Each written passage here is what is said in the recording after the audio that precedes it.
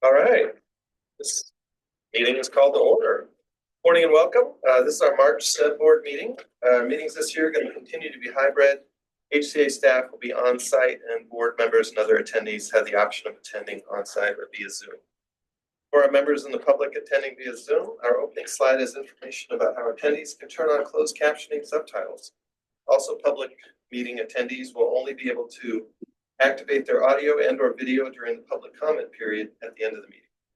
At that time, participants will need to raise their virtual hand, and only after being recognized by HCA staff will the participants see the ability to turn on their audio video options. We're going to do a roll call board intros. Laura. Morning, Laura Christopherson. There you go. Myra. Present. Good morning. Carrie. Good morning. Pamela. Good morning. Allison. Good morning. Donna. Good morning. Omid is running a little late. Okay. And Terry. Good morning. And Katie from the AG's office. Hello, everybody. And I'm Lou McDermott. I'm the deputy here at HCA and your chair. With board members attending both in person and virtually, it would be really helpful for the board to hold their questions until each presentation is done or when the presenter pauses and asks if there are any questions. Board members attending virtually, we're going to be watching for your Zoom hand to indicate that you have a question. There are no resolutions scheduled for action in today's meeting. The public is going to be able to provide general comments at the end of the meeting during the public comment period. And as a reminder, if the public has questions during the staff presentations, the presenter's contact information is included at the end of the presentation. The public is welcome to email presenters during the meeting and we'll try and capture your question for a response. Dave's gonna give us an overview of today's meeting. Good morning, Chair McDermott, members of the board. As we were sitting here, the chair was going over the script. I was reflecting that we actually haven't met since the retreat, and I had a lovely statement I said at the PEB board about why we were changing procedures and setting up a Zoom webinar fact, and that was to avoid the unfortunate incident that happened at this board's retreat in January. So we did go back. I don't have my lovely prepared remarks to make, so I'll just do them off the cuff as best I can. We did go back and look at a couple of different security measures. So we did implement this fashion in which we elevate people to presenter status essentially, and only then do they have audio-visual capabilities. So it's similar to the model that the legislature uses for public comment there to make sure that disruptions of the nature that occurred that were really an unfortunate and challenging incident for so many people. People experienced that event in a variety of different ways, both in the room and online, because there was an audio and a visual component, but depending on where you are and your exact setup, you got some or part of that intended experience by the entity that was trying to be disruptive in our process. But I wanted to assure people that we have gone forward with a different format that should, we can never say it will fully eliminate those scenarios, because once you elevate someone to presenter status, if you never know what will happen, but we have, there are ways to then quickly remove people if that sort of incident happens again. So I did just want to quickly address that, realizing that we haven't met since the retreat, and I apologize for forgetting about that as I was preparing for today. So for today, the legislature's in town, so we have some updates about the bill process, as well as agency budget scenario reduction options that all state agencies were asked to submit to the governor's office and OFM that were recently made public last week, along with some recommendations that the governor's office put forward for the legislature's consideration. And so we want to walk through those today. We have a new CIO that is coming in, and we wanted to have you introduced to him, as well as talk about our status of ongoing work to stabilize the benefits 24/7 system for members and VAs and the agency. This is the time of year where we bring to you some information about appeals that are stemming from the open enrollment period. There's usually a couple of month delay from when people are going in for benefits and accessing their benefits in January that we start to see the appeals come into the agency. So we thought we'd talk about the trend and level of appeals that we're seeing at this point. And then a perennial question that we get from board members, both here or at the PEB board, as well as members And there's a lot of legislation that is in this topic in the last couple of years session around the prior authorization process. So we have a presentation to talk about, what is prior authorization, the ins and outs of that, as well as some legislation that has passed and how that is being implemented. And we'll end with general public comment and be done for today. Just a reminder, if there's an emergency, we will walk purposefully over to the visitor lot, and that if we need the restroom, we go down the hall and use the elevators with your line. Awesome. Any questions for Dave? All right, first thing on the agenda, we're going to approve the July 10th, 2024 and July 23rd, 2025 meeting minutes. The minutes are behind tab number 3. First up, July 10th. Are there any comments from the board? Seeing none, do I have a motion to approve the minutes as written? This is Allison. I move approval of the minutes. Is there a second? Pam Cruz, second. All right, all in favor, say aye. Aye. Any opposed? Hearing none, the July 10th, 2024 minutes are approved as written. Next up, the July 23rd, 2025 meeting minutes. Any comments from the board? Just clarifying January. I believe the chair just said for July. January 23rd, 2025. Maybe I did, maybe I didn't. We'll review. Any comments from the board? Do I have a motion to approve the minutes as written? Pam Cruz moved as presented. Is there a second? This is Allison. I second. All in favor, say aye. Aye. Aye. Any opposed? All right. So January, I did say July because I almost did it again. January 2020, 23rd, 2025 minutes are approved as written. All right, we have ledge update. Kate Walker, one down, sir. Kate is our policy rules and compliance section manager from the ERB division, and he's going to bring us back the latest news about bills from the current legislative session. Kate's materials behind tab number 3. Welcome, sir. Welcome. Thank you, Chair. Members of the board, good to be with you again. Kate Walker here, the policy rules and compliance section here in the Employee Retirees Benefits Division. We'll go through kind of our routine of giving you updates on what's happened so far in the legislative session. As you remember, it's a long session this year. We've got a bunch of fresh new faces up on the Hill, both in the Senate and the House, and they've been very busy, even with the budget shortfall that they are facing. Lots of policy things still in play and circulation. So we'll go through real quick. Next slide. ERB has been a bunch of busy bees so far this session. This is just our way of kind of showing how many bill analyses we've conducted so far as of the end of last week. 165 total bill analyses, just as a way of kind of quantifying how much work that is. Each analysis probably takes an analyst maybe 2 to 5, 6, maybe 10 hours, depending on the length of the bill and other things like that. So 165 bill analyses represents thousands of hours worth of work done by our staff. So I think it's just a great way for me to kind of highlight. We have a lot of staff, about 30 bill analysts this year, working on bills, doing things, helping make sure that we are taking a look at what the legislature is proposing as far as policy-wise and providing our feedback to the agency to then provide up to the governor's office and to the legislature where necessary. We also have had quite a significant number of fiscal notes. So shout out to the fiscal team, Tanya and her team, for doing a great job at providing all the fiscal analysis to the legislature as well, which is another complicated piece of things. A lot of times where there's a bill, it may not have any fiscal impact, but the legislature still needs to know that that's the case.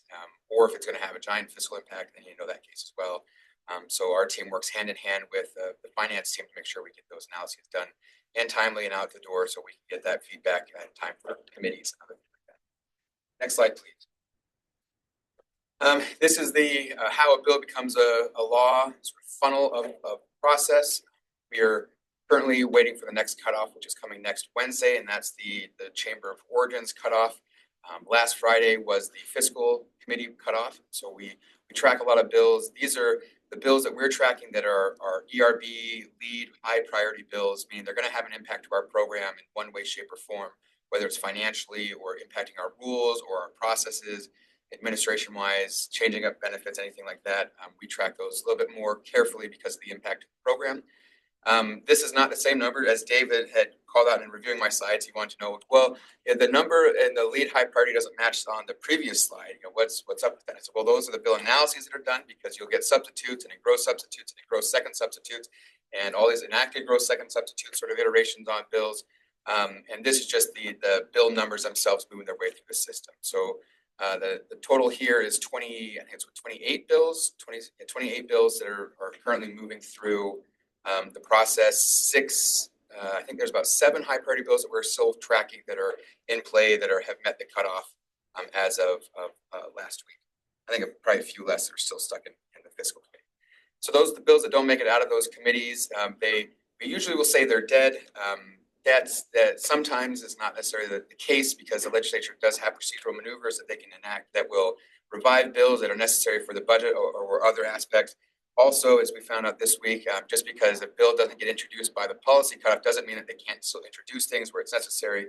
We did get a piece of late-breaking legislation this week about encouraging, I think was the word in the legislature, encouraging agencies to collect demographic information, which I only note because that is something that we have been working on in the PEB and SEB program, collecting expanded demographic information.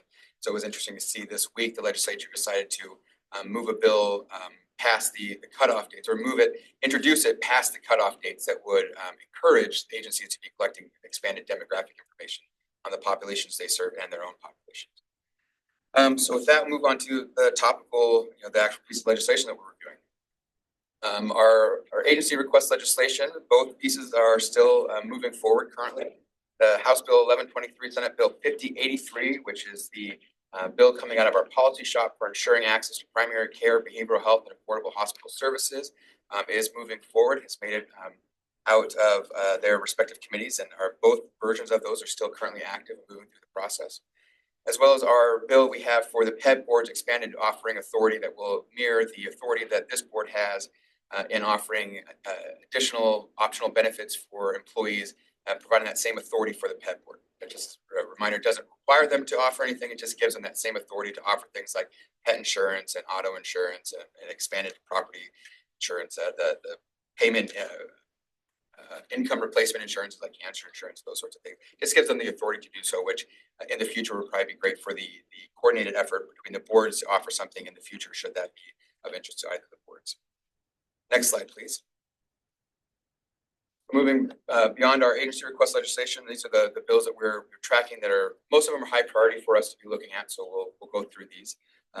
If they are crossed out, see a cross through in the line, that means that it has not made it past the cutoff as of Friday's fiscal committee cutoff. So that means it's no longer an active bill for this session. It may come back if they they decide to bring it in because it's necessary for the budget or otherwise. But otherwise, we'll see what happens with it next year as all the bills by rules get introduced next year because it's all part of the same legislative session. Then we have our two parts, the long session and the short session. So we might see them come up again next year. But I'll keep them and then I'll end up putting them into an appendix at the end of things by the time we get to the end of the session. So everything that's not crossed out is still actually moving forward. So House Bill 1069, allowing collective bargaining over contributions for certain supplemental retiree benefits. I want to make a clarification. I didn't understand this bill entirely when I spoke to it at the retreat. This is allowing for active employee bargaining for benefits that would be available to them when they retire. So it's not saying that retirees would have the ability to collectively bargain, which wouldn't really make a whole lot of sense because they're not currently employed, but allows for active employees to negotiate for benefits that would be made available to them upon retirement. So we do have House Bill 1069 is moving forward. And is currently already moved over to the Senate committee, has made it off the House floor, and now will wind its way through the Senate committee process. They decide to move that forward. House Bill 1076 on our health technology assessment programs. It's providing some additional parameters for which bills under the HTCC program that's housed here at the Healthcare Authority would be heard in the priorities and how things would be reassessed. That is still currently active. I do want to note, I think this is a fairly big one for us to be aware of, House Bill 1330 and Senate Bill 5086, which was the PEB-SEB consolidation legislation that was not agency request legislation. It just came about, we were the primary authors of it because of our report that we had done. but we were not the sponsors of it. It was sponsored by, it was put forward without it being agency request legislation. We were just being good legislative responders, writing our report and the language for it, because complicated bill, but it did not move forward, it did not make it past the cutoff on Friday. So we may see that pop up again next year, but as it is right now, it's not moving forward for this year. See, Dave, if there's anything you want to add on that bill. Okay. Then we have Senate Bill 5579. This is regarding health plan carrier facilities and provider public statement prohibition. This is placing some restrictions on the way that carriers and facilities, hospital systems, providers provide that notice that's been on the books for a requirement from the OIC for some time that says if there's going to be a network change because of a contract issue, that there has to be notice that is provided to the members so they can be aware that this change is going to happen. I'm sure you've heard from different constituents about the impact that has, and they get worried if, oh, is this hospital, is Evergreen Hospital System not going to be in with this carrier anymore? And it causes a lot of confusion and concern there. And I think there's also been some concern that's been used a little bit for leveraging in those contract negotiations. This legislation would seek to provide some restrictions on how those notices are used and the parameters in which they can be used. So we're tracking that because that would certainly have an impact to our carriers and facilities, as well as to our members, and seeing when they would be provided notice and when they wouldn't be provided notice. There's those ongoing contract negotiations that are approaching that deadline of 30 days where the notice would have to be sent out. One other one that's not on here that popped up a little bit more late in the session, House or Senate Bill 5738. This is regarding substitutes and retirees and expanding the number of hours that they are eligible to work after retiring while still maintaining their pension. We've seen this expanded hours a couple of years ago, where the number of hours that they were allowed to work increased from, I think it was 630 to 840, somewhere around there, where then retirees would be able to then return to work in the school systems without having an impact on their pension, still being able to draw their pension, then being able to return to work. 5738 would further increase the number of hours they'd be allowed to work in the school systems without having an impact to their pension, increasing that number to 1040. So I think this is legislation intended to help try and increase the availability of retirees being able to come back and be substitutes in the school systems. Next slide, please. Real quick, Kate, I think as I'm sitting here, there's something that I think a lot of us in the agency live at day to day, but it's not as necessarily obvious to the board or members of the public. House Bill 1076, we can just go back for a second, but we hear the phrase health technology assessment programs. Kate went through this acronym, HTCC, Health Technology Clinical Committee. And the way that relates, that's an entity that statutorily reviews, we would say, emerging technologies and makes coverage determinations for what is covered or what the conditions are for coverage or that something is not covered. And those decisions are something that there is mandatory implementation in the Uniform Medical Plan. And so a lot of times you may see constituent inquiries that get sent to you as, and the agency is kind of fielding, helping answer response to them. A significant number of times when somebody has a coverage determination question about something being denied, it often relates to the HTCC. And I just think that a lot of people wouldn't necessarily make the connection of how Uniform Medical Plan coverage on certain services directly relates to something that's called the Health Technology Assessment Program. So I just wanted to state that a little bit to kind of open up the awareness of what that'll mean. Can you give me an example then of what a health technology consideration would be? The one that immediately pops to mind is spinal cord stimulators, or TENS units is another example. So, but there's over 100 decisions that have been made since 2014-ish on various different technologies. And it's a combination of an emerging technology being paid for as well as what would fit inside this set of benefits we're offering. I think it's on either end of the spectrum. Okay. And the old technology that maybe it's no longer clinically shouldn't be covered. And then there's the ones that are new technologies should be covered. And it's not the committee's decisions. We do have a mandatory implementation in UOP, but it also is, there are ways in which it is implemented, or there may be requirements for implementation in other state purchase healthcare programs like L&I, DOC and Medicaid. I was like, oh yeah, and Medicaid, as I'm looking at Allison. I was like, what's that other program called? Yes. The way that a lot of our people get their health care. Correct.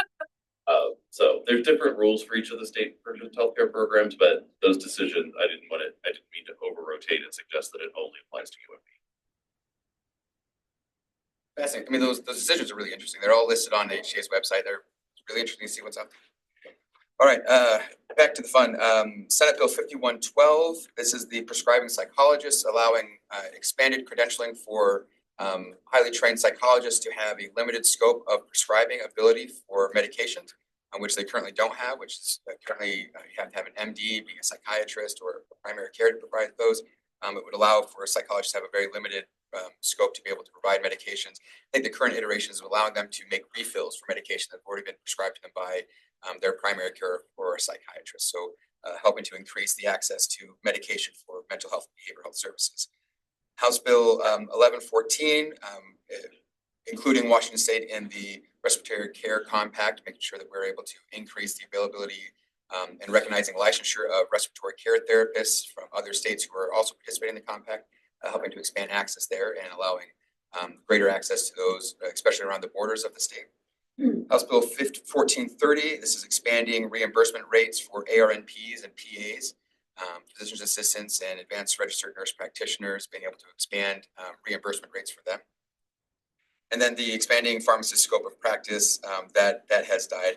That would have allowed pharmacists to have some ability to make refills on medications in certain circumstances, but that has failed to move forward this session.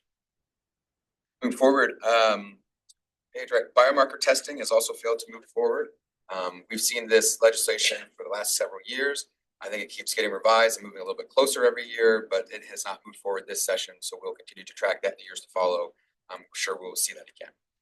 House Bill 1090 and Senate Bill 5498 are both continuing to move forward in their respective chambers. This is regarding contraceptive coverage and allowing for there to be a 12-month prescription for birth control to be provided and paid for by insurers rather than it just being for refills only, so helping to expand coverage for contraceptive care. The fertility-related services and cost sharing for prenatal and postnatal care, those have failed to move forward for this session. But we will continue to track those. We know that the fertility-related services is a hot topic, and there's a lot of interest on the Hill for seeing required coverage for expanded fertility-related services. I think the price tag on it is pretty substantial, which is probably the main reason why, when we're dealing with the budget shortfall, that something like that would fail to move forward, not based on policy, but based on the finances of it. And so then we do have expanded coverage for prosthetic limbs and custom orthotic braces, both moving forward. House Bill 1669 and 5629, expanding the coverage and the type of orthotics and prosthetics that are going to be required to be covered and the frequency in which those can be replaced. So we'll continue to track that. Last slide here, on the pharmacy side, what I've recently learned, so House Bill 1186 and Senate Bill 5019 are now essentially companion bills. This is allowing for hospitals and healthcare entities to have expanded amount of prescribing authority to provide not only different types of medications, especially those in emergency room settings, but to be able to prescribe a larger quantity of medications out of the hospital setting for patients, helping to create better access for those. I think we can imagine the type of medications needed for those who are being seen in emergency rooms, but allowing them to then prescribe greater quantities of medication than they're currently allowed to prescribe. So those are now the language in the bills, the current iterations of those bills are now identical, but because of the way they were introduced, they don't fall under line as being complete companion bills. Then last, we have House Bill 1971, which is increasing the access to hormone replacement therapy. So we're continuing to track that, and so far that seems to have had a lot of support moving through the session. So that is the end of the things that we're tracking from the legislature. Just one, I'm more curious on the expanded hormone replacement therapy. Is that then setting it as a standard for PEB and SEB? Is it in the private market? Is it in the Medicaid market? Private. Let me double check on that. Okay. I know it's in the private sector because if it was only affecting Medicaid, then we wouldn't be reviewing it. It wouldn't be a high priority for us if it was only saying Medicaid. I do know it's impacting both the PEB and SEB programs, and it's in the commercial market as well. Okay.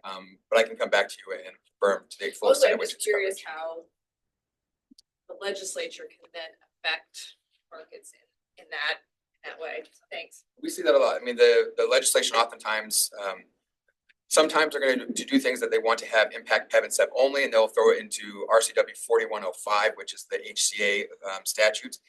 Otherwise, if they want to impact the entirety of the commercial market, they're going to put it into section 4843, which is the Office of the Insurance Commissioner section of statute. And then depending on where they put it in the OIC sections, that it may impact directly our self-insured portfolio, which is exempt from OIC regulations because it's an ERISA exempt plan. So there's a lot of things, but it would pull in our fully insured, the rather complicated fund process that we could go through more. But depending on where they put it into statute, it will impact our entirety of our portfolio or our fully insured portfolio, or possibly not our portfolio at all. Just kind of depends on where it lands in statute. And this would be a policy bill, not and this is how we're gonna pay for expanded coverage if it was affecting PEB or SEB. So you've actually, Al, you hit on like the crux of like a key part of the bill analysis, the fiscal analysis. And always, one of the first questions always is, where's it codified? And does it hit the fully insured part of the PEB and SEB portfolio or the UMP or both? And then we craft assumptions in our fiscal notes to make it clear that we understand that how that equation is spilled out and if it, or how that equation is answered.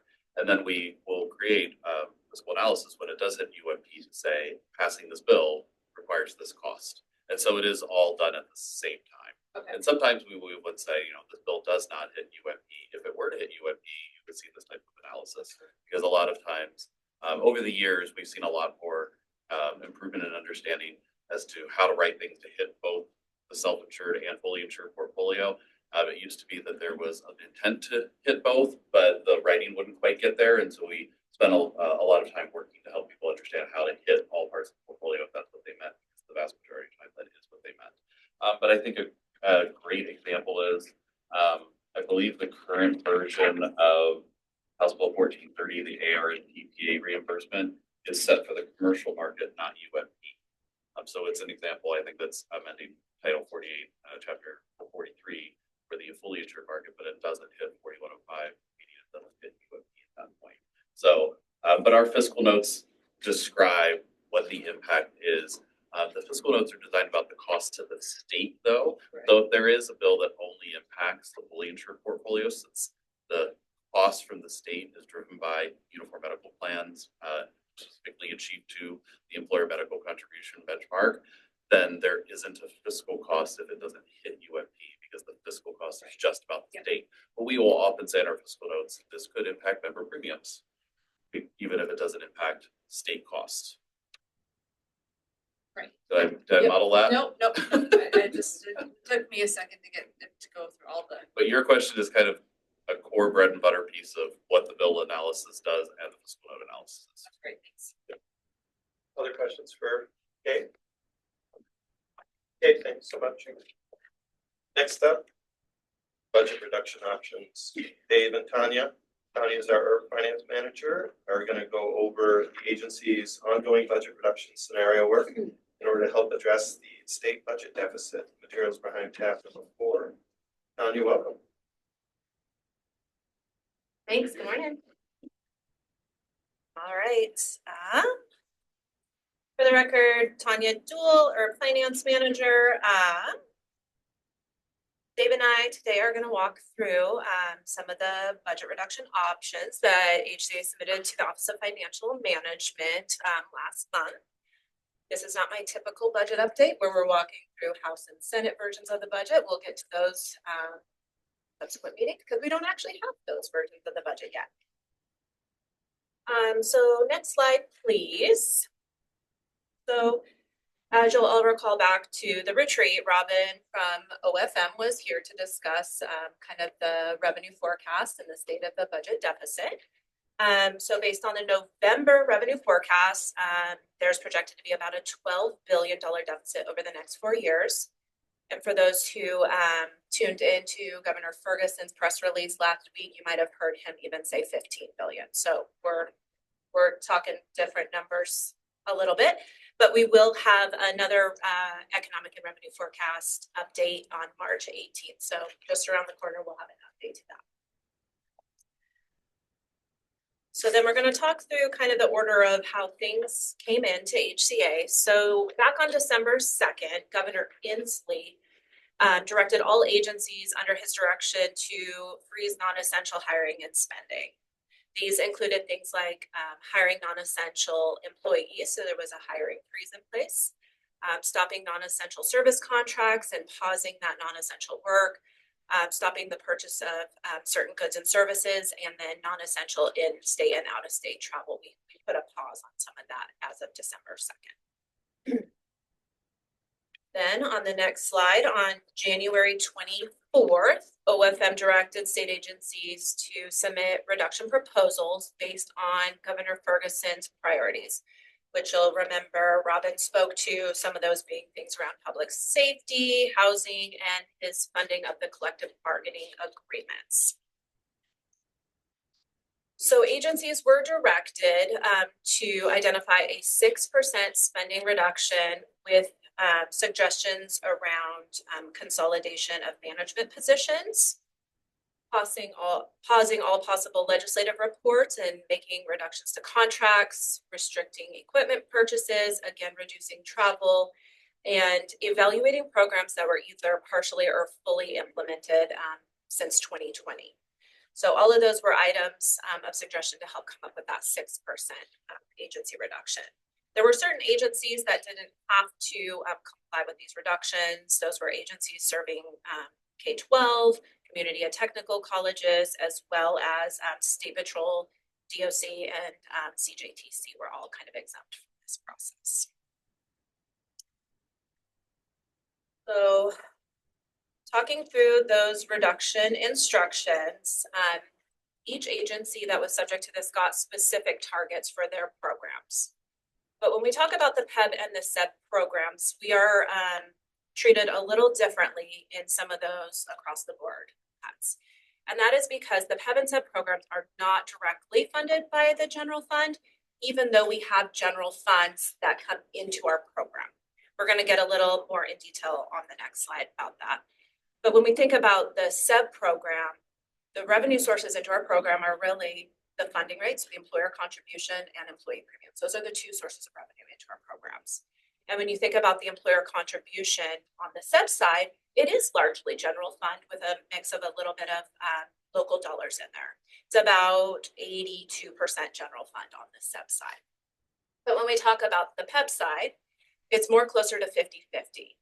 The mix is a lot different due to some of the federal or heavily federally funded agencies. We have a lot of natural resource agencies, higher education institutes, things like that that have the mix a little different in the PEB program. So all of that to say, we are not directly funded by general fund, even though we have general funds that flow through us. So because of that, a 6% reduction target was not addressed for every PEB and SEB fund in our programs. However, we were asked, even though we did not have to comply with the 6% for all funds, we were asked to come up with options for helping address this deficit. So we're going to talk about some of those accounts on the next slide. First thing I thought was kind of important to just lay out for you, which I don't know that we ever get really into the weeds on this in our board meetings, but it's I think important for this conversation is when we talk about our PEB SEB funds, I wanted to really show you how the money flows. So on the left, you'll see a green arrow where you see revenue in.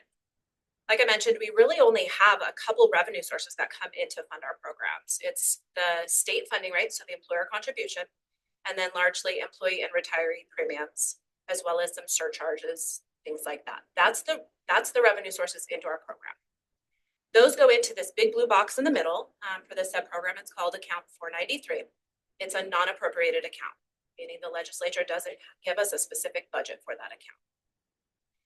And then out of that bucket, we pay our self-insured claims. So our uniform medical plan and our uniform dental plan claims, we pay the actual claims. And then we pay our carrier payments for Kaiser and Primera out of that fund. But what we don't talk about with this group largely is that we also self-fund our own administrative accounts out of those funds. We do not get a direct appropriation from the state to fund our admin.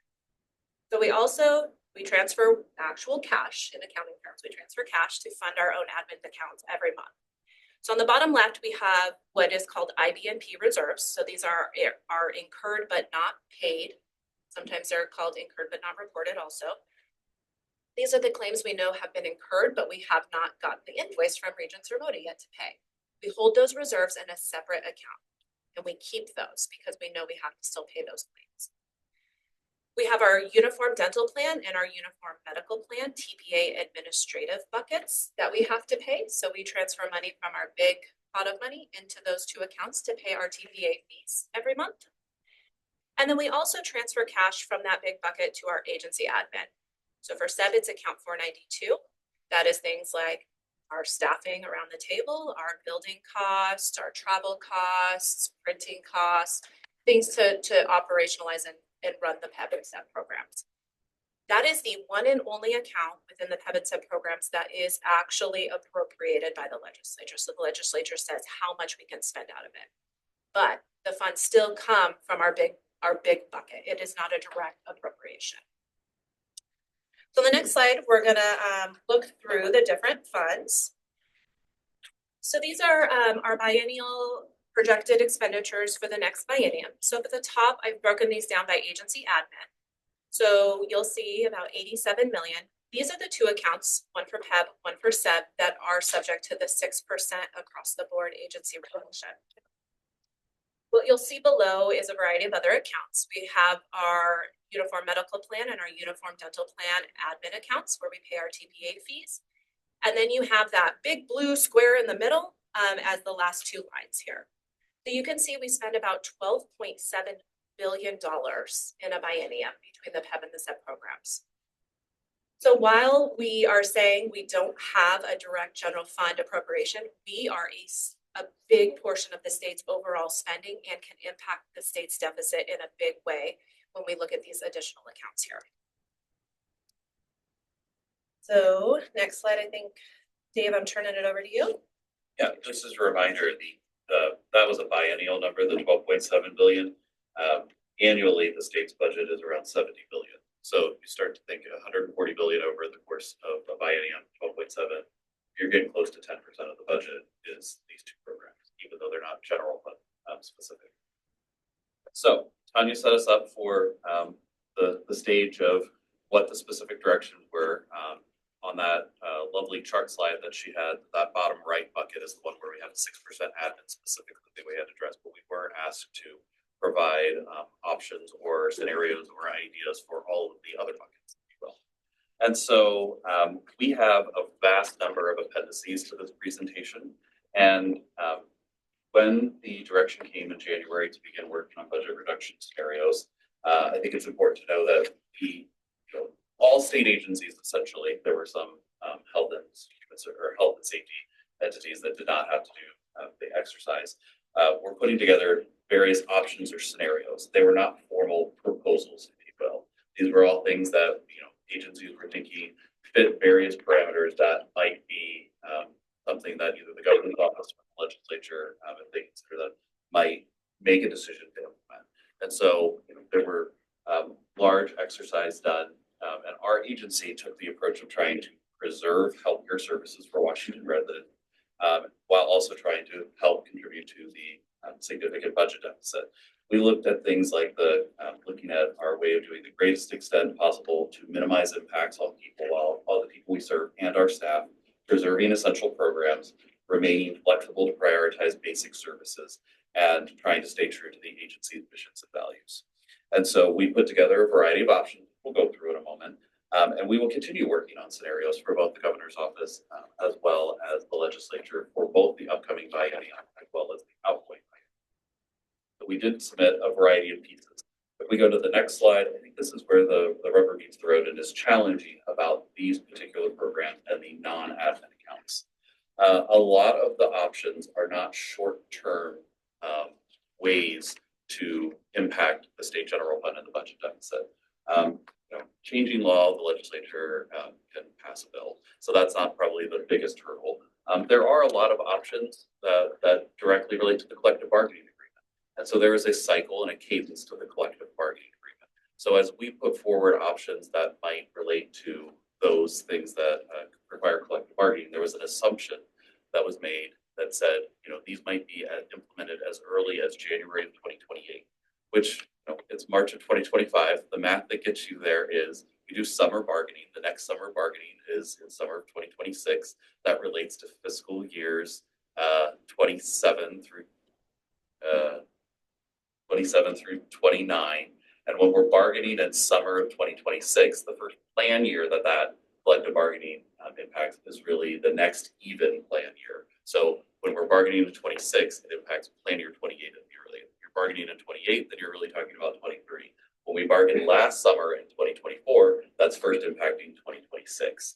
And so we made this assumption that if there were any things that touched on the collective bargaining agreement, because the governor had already indicated a commitment to the summer bargaining 2024 agreements and funding those, that the first time that there would be any potential change of the underlying structure of those CBAs or any of the parameters of those CBAs wouldn't be until the outlying years. But remember that Tanya and Robin have talked about the 4-year outlook for the state. And 2028 is part of the 4-year outlook. And so these are things that, in theory, if they went through all the proper machinations and had the collective bargaining process work as it normally would, then could contribute to the outlying year of the budget process. There are some options that, whenever these exercises are done, that could be exercised by the board. But really, I just want to hone in on that part that I've already kind of put on a little bit, but there aren't really a lot of significant contributions that can be made from these programs immediately to the upcoming calendar.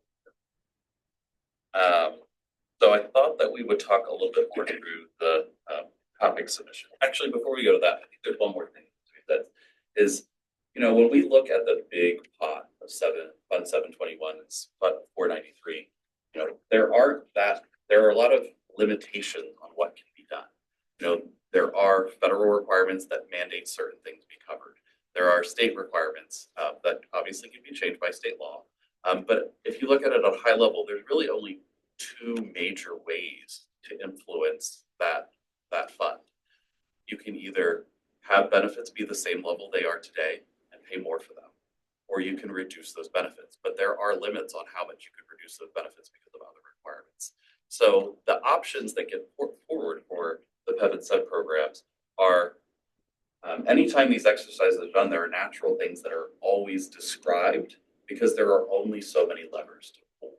So I just want to kind of lay that out there that, a lot of these scenarios, if you went back to the history of prior reduction exercises from the agency, you would see similar themes over and over again, because again, there are only so many options that can even be described. Wow.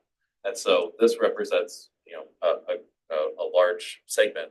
They are not things that make, that will frustrate a lot of people because they represent cost shift changes between the employer and the employee or benefit reductions.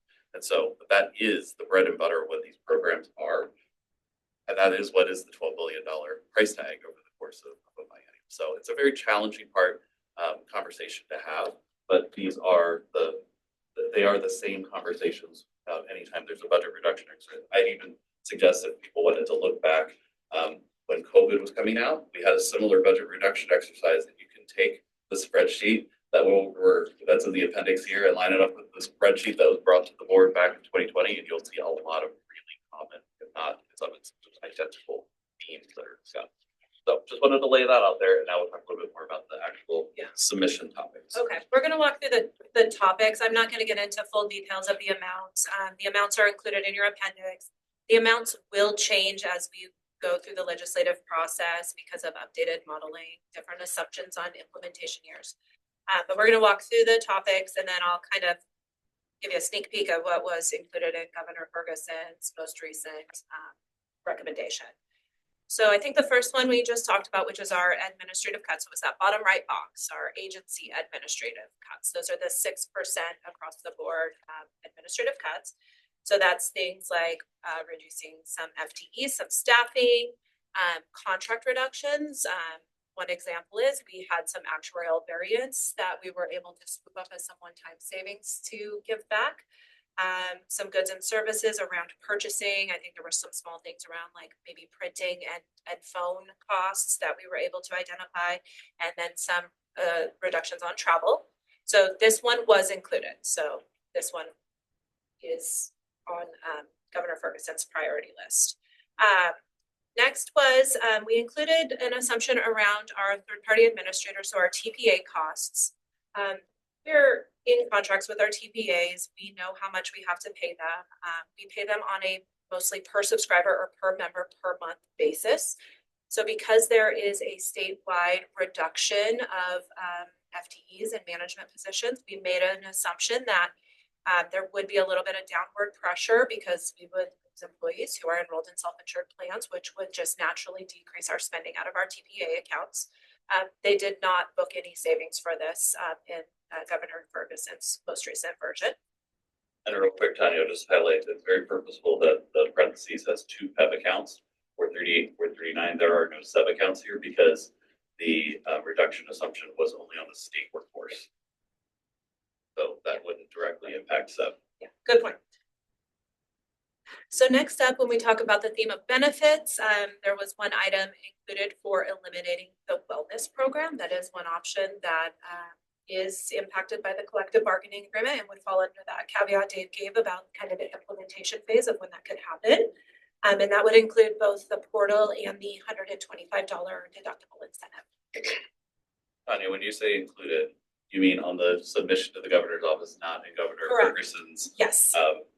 recommendations to the legislature last week? So the only thing included on this side in Governor Ferguson's recommendation was the admin cut on the list. So the next slide, we gave a few things related to kind of that bucket around funding and premiums. There were a few items.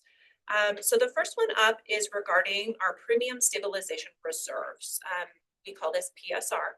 This is different reserves than on that little flow chart we had on the bottom left where I described our IB and P reserves.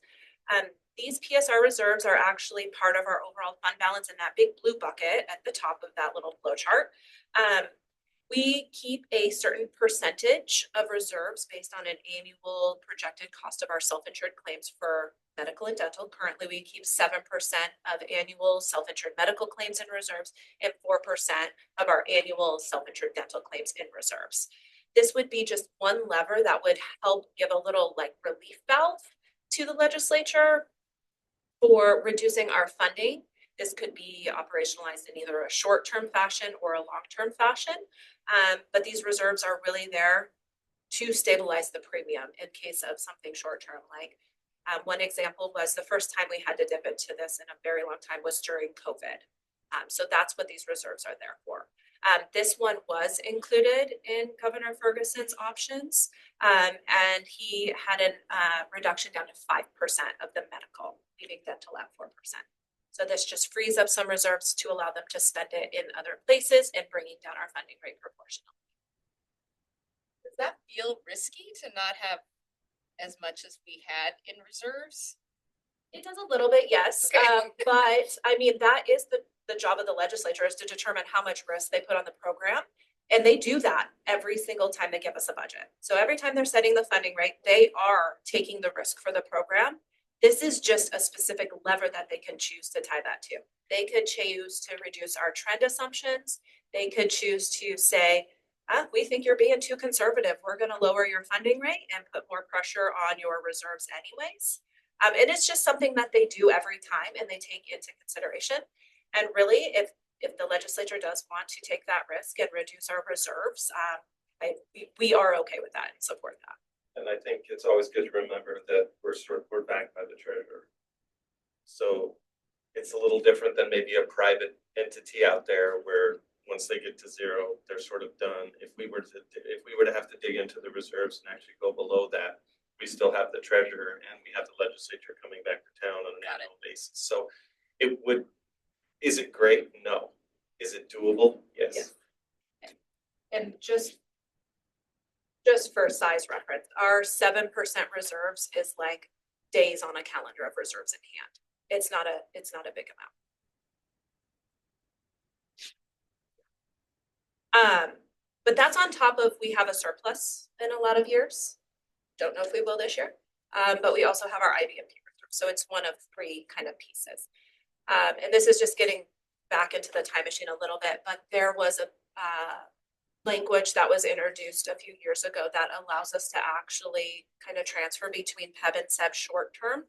So if at the end of a biennium or fiscal year, one of the programs ends in a deficit, we can do a short-term transfer and borrow some cash from the other program to end our books in a positive way.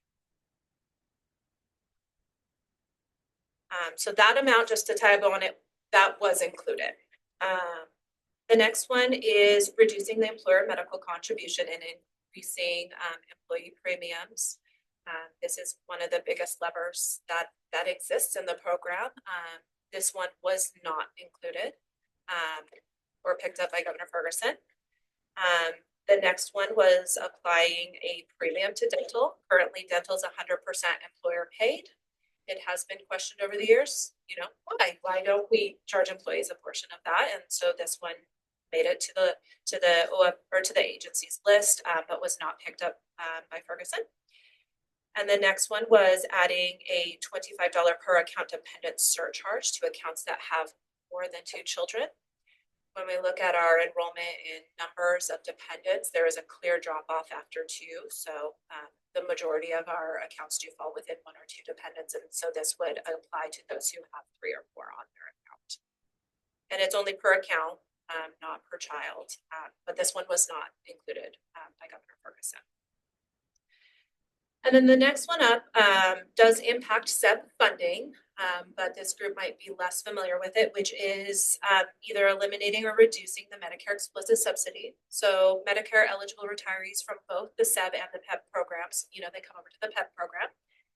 They do receive a explicit subsidy from the state to buy down their premiums, and it's set currently at $183 or 50% of the premium, whichever is lesser. The SEB program pays their portion of that as part of the funding rate every month as part of their employer contribution, and that gets transferred to the SEB or to the PEP program to cover the retiree subsidy. So one of the options on the list was to either eliminate or reduce that subsidy for retirees. So it would have savings to both the SEB and the PEP. And that was not included. So just to wrap that up, the 2 items included were the across the board 6% agency reduction and the reducing of our reserves. So on the next slide, just to kind of formalize that, on February 27th, Governor Ferguson announced those recommendations, and there was a press release associated with it, including that 6% and reducing of our PSR. And none of the other options we talked through today were submitted in any of those versions. I do want to note that these were on top of what was already included in Governor Inslee's version of the budget that came out in December that we talked about at the retreat, which included the closure of the UME Plus plans at the end of the current plan year, which is 1 year earlier than the current contract ends, and also included the withdrawal of the long-term disability employer paid reserves that are above what is required to keep in that account, which for the SEB program was $2.8 million. So where we're at now is as part of Governor Ferguson's press release, he did note that there were still, more things they were analyzing and more things to come. We are starting to, kind of ramp up our work with both the House and the Senate on getting ready for their budget proposals that will come out after the forecast is updated. So we're unsure what will be included from our list, if anything, or if more will be added. But as we have more information, I'll be back to update you as we have those budget proposals. Dave, anything else on that front? I think just to walk through dates, the next step is that the State Revenue Forecast Council has its meeting on March 18th. Shortly thereafter, the House and Senate produced their respective budgets, kicking off the negotiations in the legislature and with the governor's office. Session is scheduled to end April 27th, and the budget that we're all talking about goes into effect July 1st. So there's that aspect of it. I did want to draw your attention to orient you to the materials that are in the appendix. I think the appendix is longer than the presentation. We did put the original directive from Governor Inslee about the freezes that Tanya described in December. Then we have the note from our budget director about the budget reduction, 6% exercise that agencies were asked to do. We put Governor Ferguson has produced a couple of different budget priority documents, and there's this 116-pager that was produced in January. We put that as the third appendix. And then the last one is the one that I just put in to draw a little more attention to, which is the actual list of reductions that the healthcare authority put forward in February, and then were, along with all other state agencies, were published by OFM last Friday on OFM's budget website. And what I really wanted to draw attention to is just try to orient people to exactly how this sheet works, because it's the totality of the healthcare authority. It's not just a PEB and SEB sheet.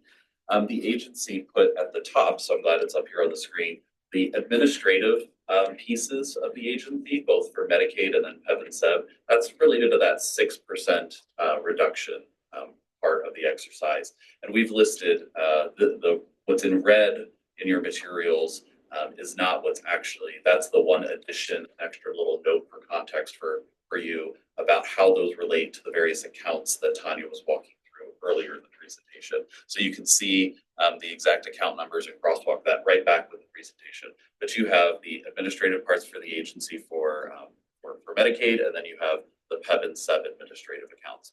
Then the entire rest of this page are potential service reductions in the Medicaid Apple Health space. If you go to the second page, that's where you get to the top of the page. Blue is still the continuation of Medicaid Apple Health, and then you move into the potential options for the PEB and SEB programs. And these are combined amounts across the program, and this is where you see the premium stabilization reserve that Tanya talked about. There's actually a costing out for all the gradations between 85-15, which is the current EMC split in the collective bargaining agreement, down to 80-20. You see the dental piece, the retiree subsidy, et cetera. But what I wanted to highlight was it's very easy to look at these sheets and miss the top part on page 1 and see PEB and SEB and think that the totality of what was put forward by the agency were costs, the fund reductions or the changes to the benefit structure, and miss the agency put forward the requested 6% admin reductions for both Medicaid, PEB, and SEB. And it's interesting that the first page, those parts of PEB and SEB, that's what was put forward by Governor Ferguson last week as recommendation. Everything on the second page, none of that was put forward as recommendation from Governor Ferguson last week. And just a little color commentary, even though the budget the session ends on the 27th, and then the governor has a period of time which to sign the budget. And while it does go into effect July 1st, it doesn't mean every component of the budget goes into effect July 1st. There can be different start dates that are underlying assumptions in either program reductions or changes. And the governor also has the ability to veto. So even though the budget comes out on the 27th, it's really not final until the governor signs it, and then we take into consideration the vetoes and the impacts to our agency. And if we scroll to the second page of the chart here as well, this is the other embodiment of how long it can take for changes to actually ripple into the PEB and SEB program. There are 4 columns here for the 4 fiscal years, and when you see that things are not described until potentially impacting fiscal year 28, that's plan year 28. Fiscal year 28 starts July 1st of 2027 and runs through June 30th of 2028, but that's plan year 2028. And as you read to the right, you see the context where we're describing this likely has collective bargaining implications, assumed no earlier implementation than January 1 of 2028. So, I've had various questions about the structure of this and trying to describe to people, this is how you understand. Yep, there's an acknowledgement that many of these ideas directly could involve the collective bargaining process. That's why the assumption was if they were implemented, it wouldn't be until outlying years for your budget deficit exercise. I think one of the things, that Dave commented on was, coming back and talking about the budget as they're released. So right now we have the Inslee's budget with some Ferguson influence on it. That's our underlying budget. Then we're going to have the House. I believe the House is next. The House budget comes out. That's going to sharpen things up a little for us. Then the Senate budget comes out, sharpens things up a little more. In previous budget years, if it was in the governor's budget, it was in the House budget, the Senate budget, the chances of it being the conference budget, high. Maybe not so much this year. It could be different. So we just keep monitoring each budget. We'll go ahead and share the information with the board, let the board know where everything is at, and then we'll have our final budget come out on April 27th, and then things should be relatively clear on what next steps are. I just have a question about the administrative cuts, and I see on here it says position analysis under development and how that relates to the cuts in here at the Healthcare Authority and how they relate to SEB. Just question about prioritization and the benefits 24/7 stabilization and outreach and training. help that we've been seeing, and if there's any thought about that. So I think the agency, whether it's for PEBSEB or Medicaid, have not identified specific FTEs. We looked at and we modeled, what would be projected amounts that we think we could hit with 6%.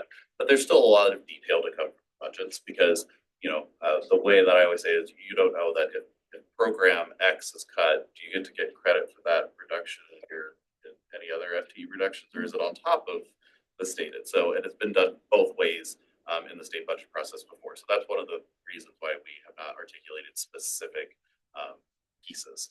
But I'm very sensitive, and everyone is very sensitive to the IT needs. We still have our decision package that is still has 9 FTEs that was described at the retreat, that has 9 FTEs, 6 of which are IT related, 2 in accounting and 1 in outreach and training that were funded in Governor Inslee's budget. And there is nothing to date in Governor Berger's recommendations or refinements of that budget that changed direction on that so far. So we'll be watching to see where that is along the process for the legislative budgets. But we will be very careful about the customer service aspects of it. Our agency is being very strategic in holding vacancies as much as possible, and we have really slowed down hiring at this agency. Every agency is implementing the directive for freezes slightly differently. Our agency, I believe, within 24, 48 hours, immediately pulled all pending recruitments in December and reevaluated every position that we were currently had out for recruitment, and we've had a very limited number. But I will tell you, the positions that I know from our PEBSEB program funded that have been funded have been IT, a few IT related, an accounting position, and some of our direct customer service pieces. And so those are areas that if there is going to be hiring, that's what this agency has been doing, is those types of things. So there is a really strong commitment to trying to maintain those resources as much as possible, depending on what targets we actually ultimately have to hit. Said one comment, I really appreciated this budget presentation and what a large percentage healthcare costs are for the state, and just sort of keeping that in mind. And I'm pleased to see not a lot of cuts on the services side or in the human facing part of the work. And it doesn't change the fact that there's a pretty significant budget gap, and that we're still we collectively, not healthcare authority, but we collectively are gonna have to probably deal with a lot of severe cuts that I think have impact on school employees and how they're serving the kids in the school. So I appreciate the fiscal conservativeness that this agency brings, and still feels like a pretty rough time ahead of us. Other questions, comments? Tanya, thank you so much. I appreciate it. See you guys soon. Let me go ahead and take a 10-minute break, maybe back at 10:15. All right.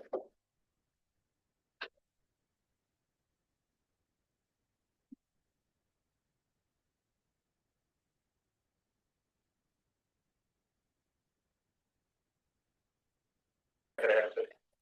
Those are forward looking.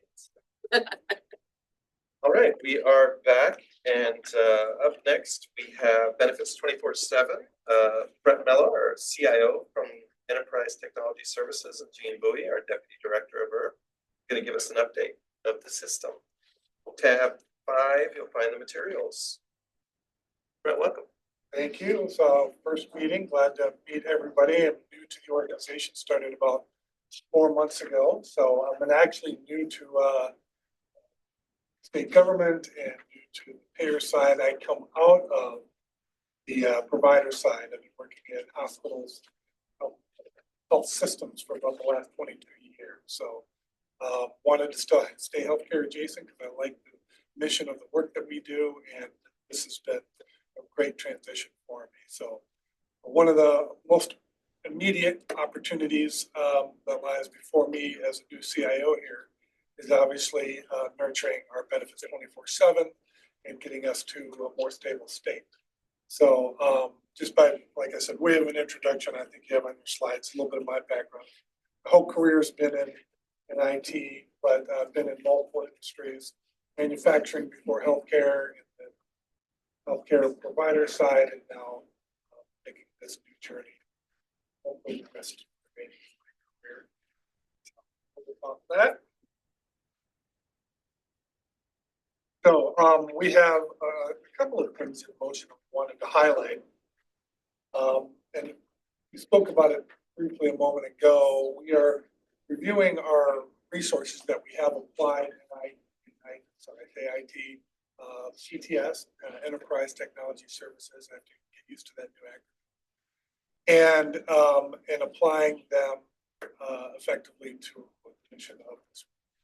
So we've got a position right now that would be over a combination of teams, both benefits 24/7 development team, the pay one development team, and a group of testers that kind of works between the two. So we're giving a greater focus on support for those folks to do their work more than we have in the past. And then we've got a new tester that will be joining us very shortly. I think next week, maybe her first week, if I remember correctly. And then we're also looking at additional opportunities. Where do we want to apply other resources to make sure that we are maturing and managing this platform effectively? I'll just add real quick before we go on to G. There's this, you could have this cognitive dissonance between Tanya's presentation and what Brett just said, or like, literally if you go to the spreadsheet at the end of the appendix, you see FTE reductions under consideration and development. And then here we are talking about additional resources for IT. Those are not, mutually exclusive statements. It is just part of a greater puzzle piece.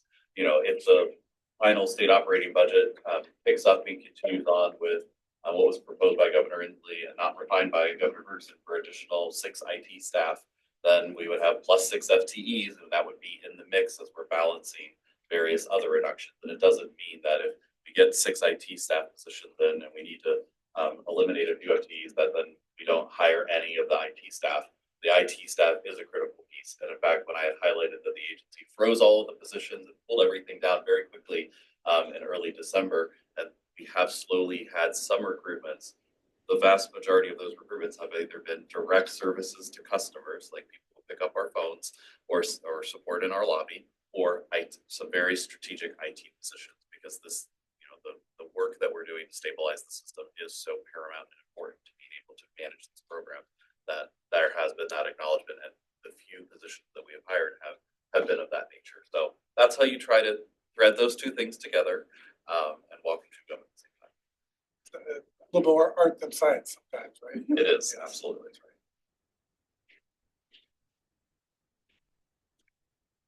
Okay, so to give you a bit of an update from the retreat, Outreach and Training has been sending out weekly messages to benefits administrators with updates on progress and fixes that have been made to benefits 24/7, as well as calling out new issues that have been identified. The messages note issues impacting all of our populations, including SEB, PEB, and our retirees. While some of the issues have impacts that are more global, many of the bugs are program specific, and that information is noted in the communication. The work that the IT teams are doing is much more expansive, but we're including those items that impact larger numbers of members. The messages are intended to give a snapshot of the work the team is doing for all the programs to stabilize benefits 24/7. In our early communications to benefits administrators, we shared some of the stabilization strategies that would be our focus this year. We are seeing positive trends in some of the areas, especially with the ticket backlog. The customer service team has made great strides in document entry, so we're seeing more normal numbers for documents this time of year. At this time, though, we do continue to see increases in accounting tickets and emails, and continue to employ strategies to address those like overtime. One really exciting development is that our data team has developed a discrepancy report to identify certain discrepancies between the account information in Benefits 24/7 and Pay One. And the report has gone through testing, and our teams began working the report this week to help to resolve discrepancies with the goal that we identify discrepancies daily and to address them before they become issues for our members. Next slide. So on some of the metrics, I just want to highlight, there's still a lot of headway to be made. And I don't want Laura or any BA who's listening to think that we have rounded the corner on outreach and training tickets. I think one of the good pieces, what we're seeing in the data is, especially in January, we were just on a never-ending exponential curve, and we have definitely crested that mountain, and we are no longer treading water, and we are making headway and see a downward trajectory in those types of numbers. Same statement applies to like our call center and the volume of wait time that our average need to answer. That's a little bit more focused towards our retiree community, but similarly, it was a very high curve that was just going straight up. The one area that we're seeing that's still, it's not on like an exponential path, but it definitely has a positive trend upward of additional tickets is those individual accounting. And when we say accounting, a lot of that is like individual billing file on individual account issues. And so that's the area that is still, we're not seeing a downward trend on that, but it is not nearly on the level of the upward trends that we were seeing in January and into early February on outreach and training tickets, and our call center metrics and our lobby visits and those sorts of things. So in no ways do we think that we are done the work, but we are we're making progress and digging out of all of the work and not seeing an exponential increase in the work as it stands right now. That's where I knock on wood. Other questions for Brad and Jean? All right. Good luck with that project. Thank you. All right, thanks, folks. Next up, open enrollment appeals. We got Bonnie Marshall. That's an ERB staff attorney with DLS, our Division of Legal Services, and bring us an update on SEB program appeals from plan year 2025 open enrollment. Double check if Bonnie is she in person or she's virtual? I'm on video here. Okay. Hey there. My video won't turn on though. It's disabled. Oh, we're working on it. Okay. We've got the technology.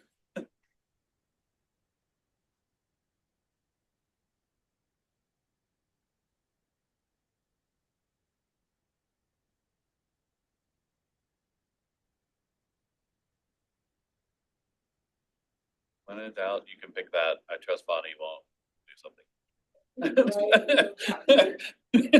We don't want to call HR on you, Bonnie. We'll just make you a co-host. That's the easiest way. All right, give it a try now, Bonnie. Doing something. Oh, there I am. Good morning, everyone. I'm Bonnie Marshall. I am a staff attorney in the Office of Legal Affairs, which is in the Division of Legal Services. And I'm going to provide an update on our SEB appeals and what's going on post open enrollment. And I failed to mention it's behind tab number 6. I had a typo, it's 7. It's 7. This is an overview of my presentation today. I'm going to give some information about what the SEB appeals unit does and our process, and then show you what we are seeing during this first quarter of 2025. Next slide, please. The majority of our appeals are handled by a brief adjudicative proceeding, or BAP. The appellant's request is included in a paper file that has all their supporting documents and then is given to a providing officer to make a determination. SEB appeals are decisions about a member's eligibility or enrollment in SEB benefits. These appeals are usually plan change requests, enrolling or removing a dependent from someone's SEB benefits, or enrolling in an FSA or DCAP. SEB appeals are not decisions that are made by the SEB health plan, like, the payment of claims or covered services. Next slide, please. Oh, did my video go off? Okay. We're working on it. There we go. So SEB appeals can begin in two different ways. One is from a decision that the SEB program makes, and the other is from a decision that the employer makes. So for a SEB program decision, an employee or a continuation coverage subscriber, not a retiree, that is a mistake. Retirees are in the PEB program, as we know. The employee or the continuation coverage subscriber will make a request of the SEB program, or the SEB program will make a decision on a member's account.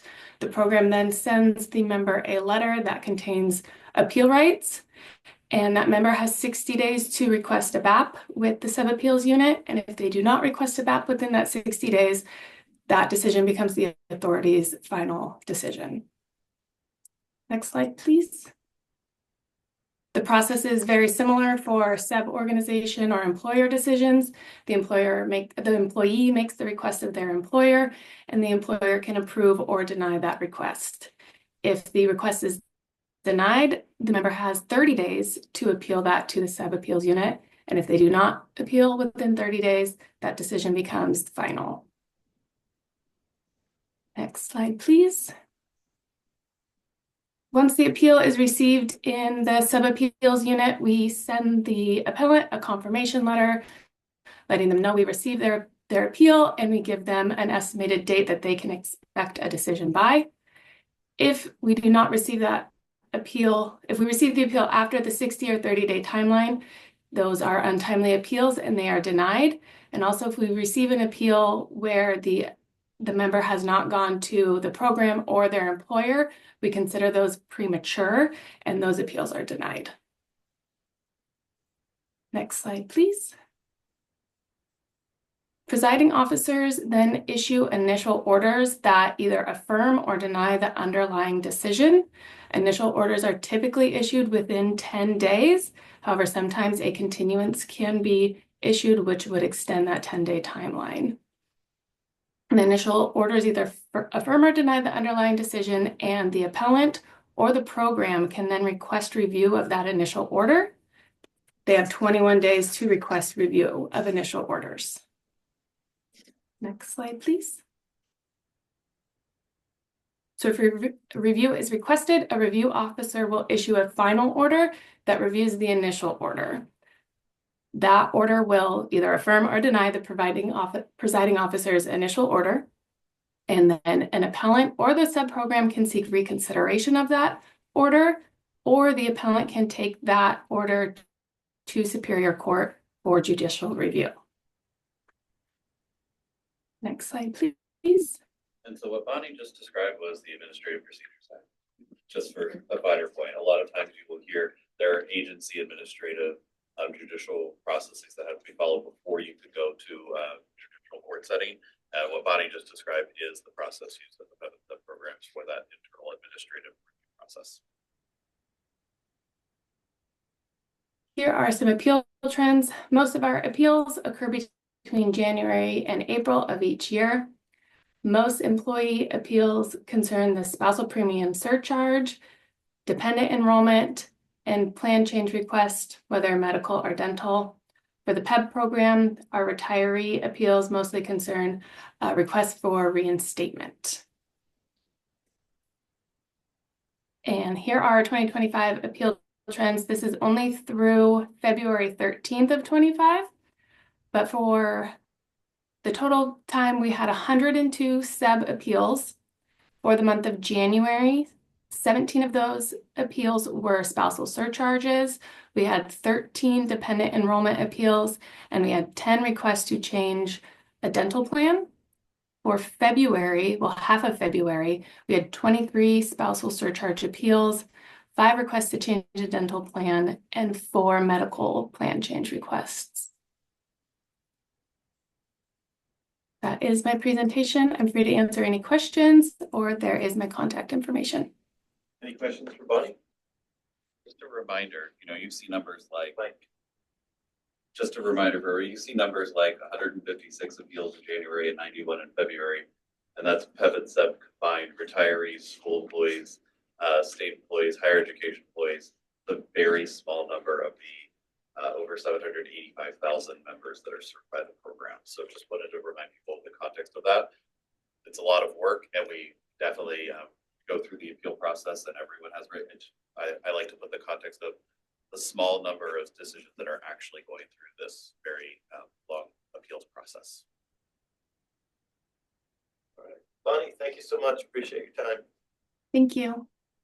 All right, next up, we have Heather Schultz, our medical director from Clinical Quality and Care Transformation Division, and Jenny Switzer, senior account manager from They're going to be presenting provider prior auth process legislation, and the materials are behind tab number 8. Hello, I'm Heather Schultz. I'm the Associate Medical Director for Employee and Retiree Benefits, and I'll be presenting with my colleague, Jenny Switzer. Introduce yourself as well. Hello, Jenny Switzer, Senior Pharmacy Account Manager in the UMP. Next slide, please. So we're going to provide an overview on the prior authorization process, as well as recent legislation that's impacted that process, both in Washington State and at the federal level. The first part of the presentation covers what I think of as the what, the why, and the when of prior authorization, and this slide starts with the what. That first bullet point provides the definition. There are a number of different names that the prior authorization process is known by. So there's prior authorization, sometimes shortened to prior auth. There's pre-authorization, sometimes folks refer to it as pre-certification. And all these names are describing the process that a health plan uses to provide approval for coverage of certain services, supplies, or prescription medications before the claim or the bill is paid for by the plan. So I think prescription drugs is pretty self-explanatory, but an example of a service that might be that the prior authorization process would be applied to would be something like an advanced laboratory test or advanced imaging test like an MRI. And then for supplies, think of something like a CPAP machine for someone who has sleep apnea. If that process is not fully completed or all the information is not received for prior authorization, then there is the potential for that claim to be denied. How a member would determine that a process or that process is needed is by reaching out to the carrier. So for UMP members, if you go to the website, you can click on coverage, and there is a pretty extensive list that lists out all of the different services and supplies that require prior authorization. And then there's also another link that you can click on that takes you outside of that website to the pharmacy benefit and provides a list of preferred drugs and the processes required for those. An important thing to note is that the prior authorization process is used by every health plan.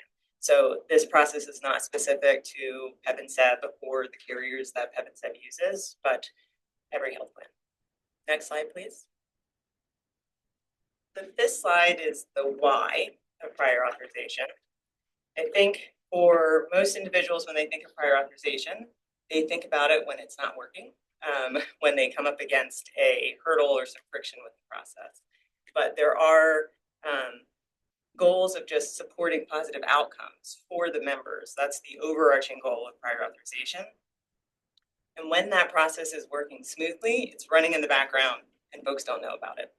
So that first bullet point describes the overall goals. We are looking to make sure that care that's provided to members is safe, it's effective, and it's of the highest value. And that it does include costs. I think when we think about costs, we often focus on how that's impacting just the health plan, but we are all connected in the healthcare ecosystem, and those costs are felt by members as well. So there are out-of-pocket costs that include the deductible, co-insurance, co-payments, so making sure that members are being directed to effective care that's lowest cost when there are when alternatives are more expensive but not necessarily more effective or as effective is something that guides the prior auth process. That last bullet point just provides a little bit more drill down into what we mean by safe and effective. So once a medication or a service or a supply is out there to be used, they can be prescribed for indications that weren't the original indications that they were approved for. And we want to make sure that they're being used in the right patient population at the right time, the right location. And then we also want to make sure that they actually are effective, not just for treatment, but also in the case of diagnosis. So there are certain lab tests or imaging tests that are helpful in only certain situations, but could be ordered in another situation in which they wouldn't be helpful. Next slide, please. So when do we use prior authorization? It's not a process that's applied to every single service or supply or prescription drug that a member would be seeking.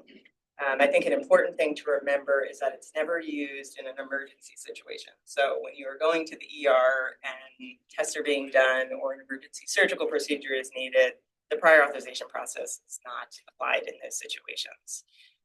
Where we do apply prior authorization is when there's evidence that there is risk for the member or the patient. So there could be certain conditions that a member would have that would make a certain medication unsafe or a certain procedure unsafe. There can be interactions between different medications that make those medications being used together not safe.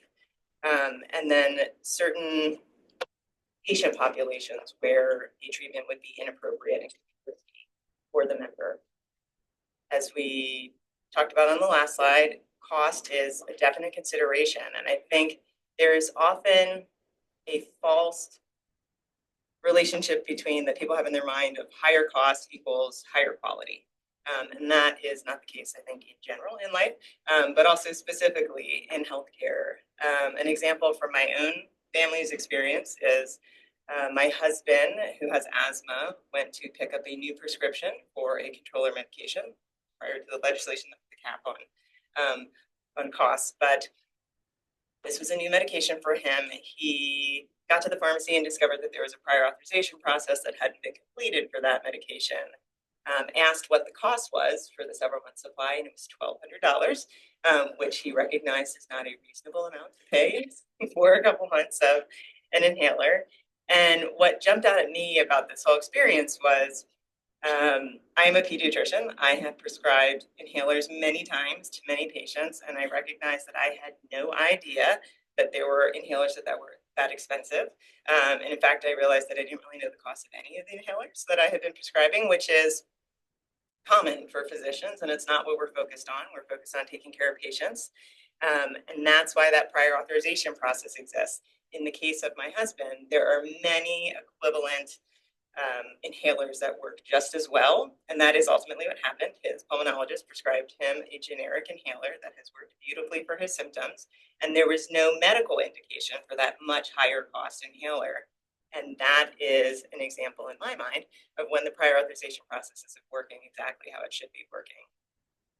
The third bullet point touches on situations where there would be a specific condition or patient population where it would be appropriate, but not for others, like say a medication or an intervention had been approved for use in adults, but someone was trying to order it for a pediatric patient.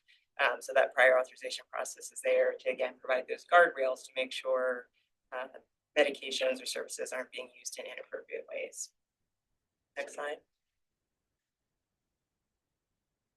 So to kind of summarize what we just talked about on the last slide, and then to add in some additional points, there are numerous benefits to prior authorization.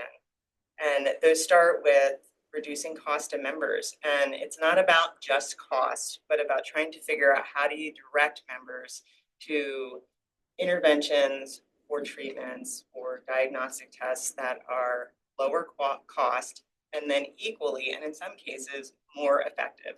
It's not a cost-only indicator. There are multiple things that are taken in consideration when prior authorization is applied. As we talked about, you want to make sure that it's clinically appropriate and safe. Sometimes there are, as I mentioned, interactions between medications or certain populations of patients that intervention is not appropriate for, or even just alternate, less invasive steps that you would want a patient to have gone through before they have this more invasive procedure. An example would be for certain types of elective knee surgeries, you want to make sure that those patients have gone through the more conservative management of physical therapy, which could sometimes then avoid a more invasive procedure.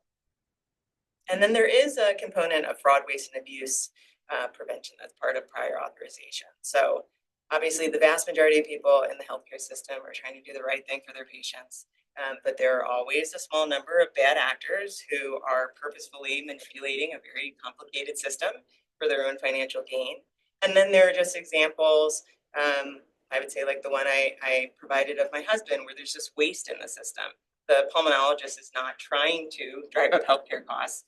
She is busy taking care of her patients and doing the right thing, but that prior authorization process recognizes that there are equally effective, lower cost alternatives that patients can use. The last bullet point touches on why we do renewals. So I think sometimes people feel confused. Okay, I got my prior authorization. It's been approved. Why do I need to do this again farther down the road when I'm having the same supply or the same medication?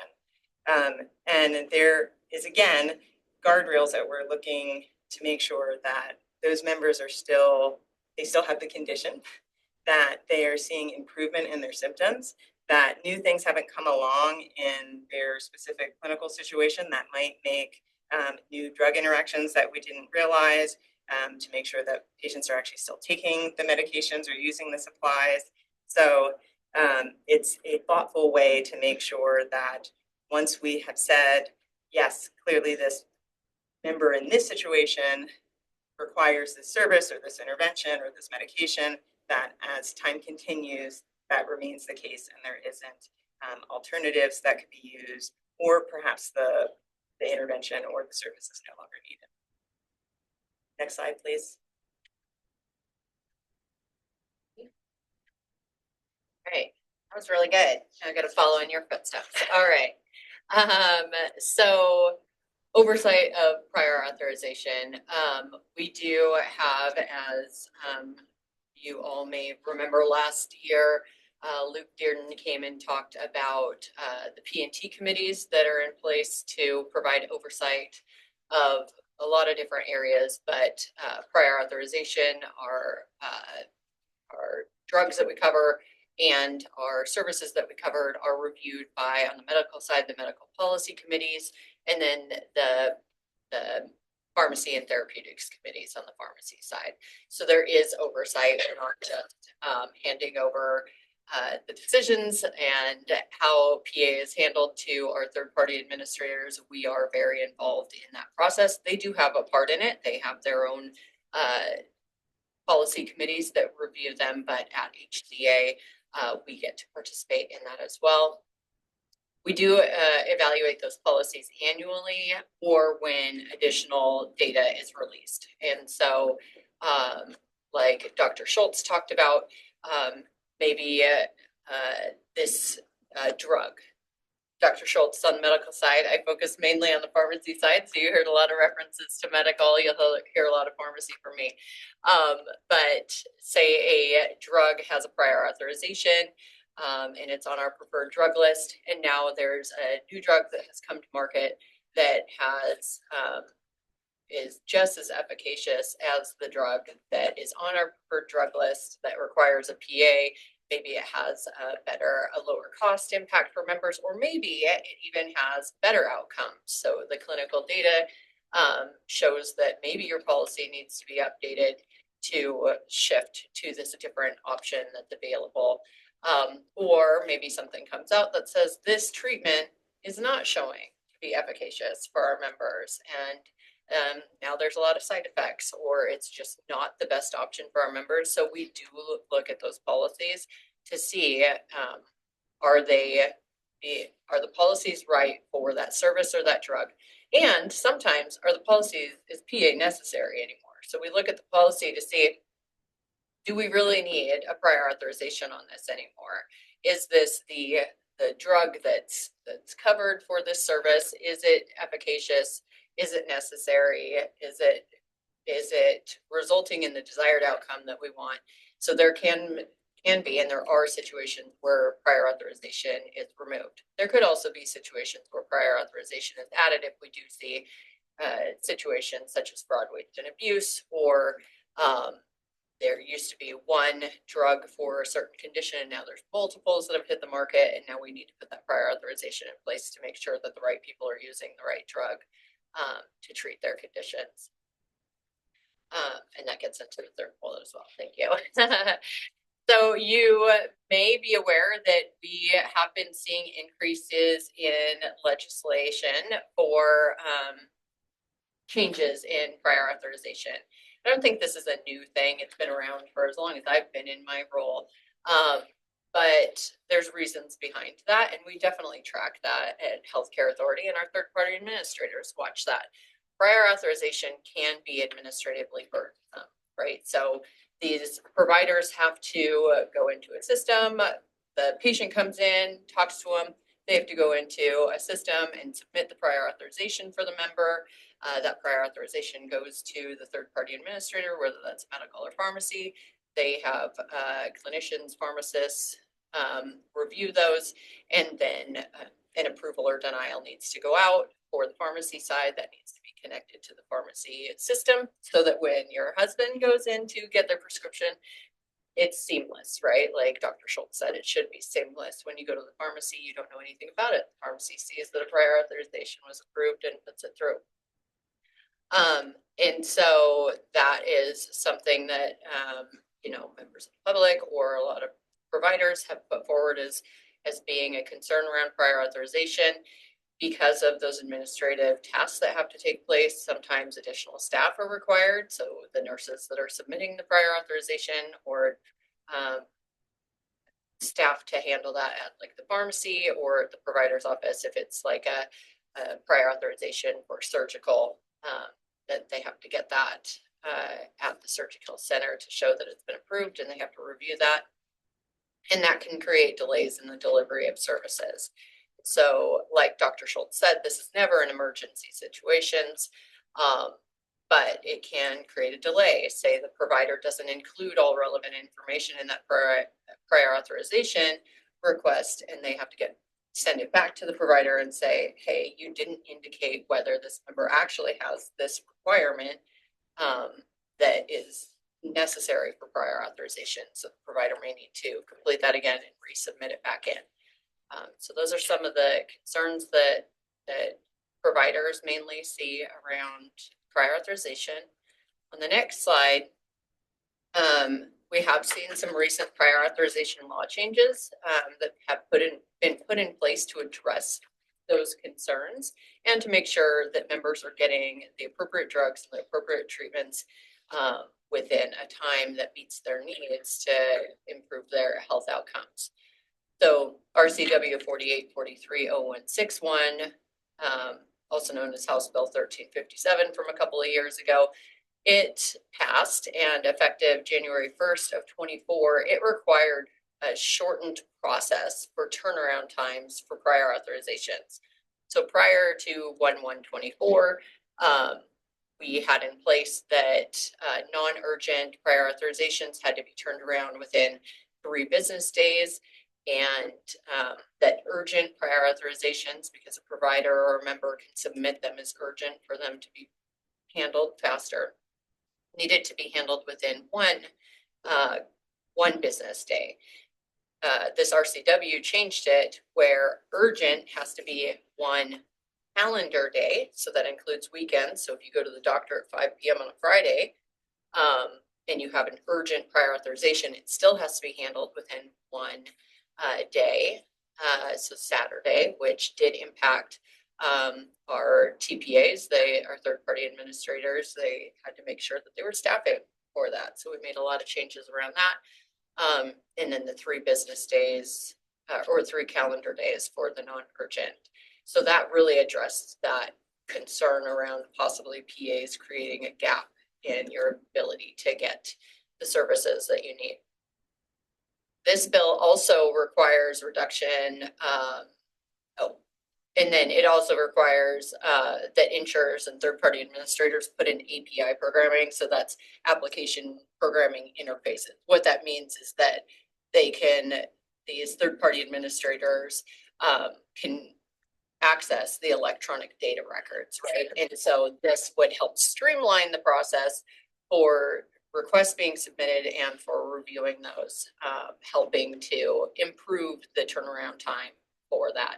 And just to note with that reduction in turnaround times, this is not like there's not an average. It's every single PA that hits the system has to be handled one business or one calendar day or 3 calendar days.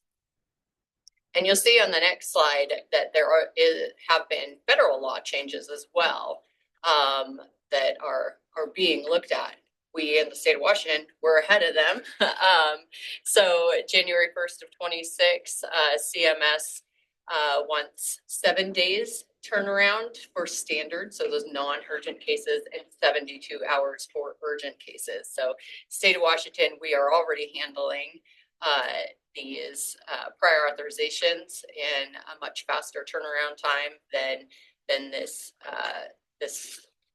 prior authorization final rule.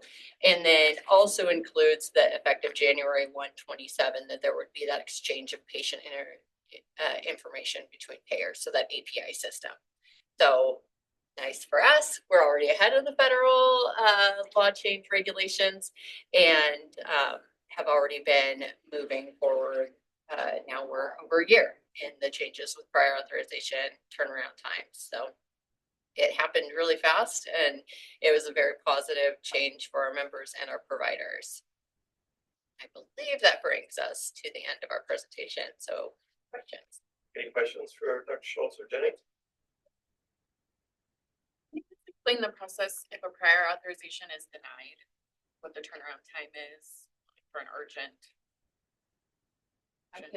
I can address that one. Yeah, so prior authorization, if it gets denied. So at our third-party administrators, the medical side or the pharmacy side, they get the information from the provider and it doesn't have the indication that that would warrant approval of that. So maybe the member has to have type 2 diabetes. It's a requirement for this drug.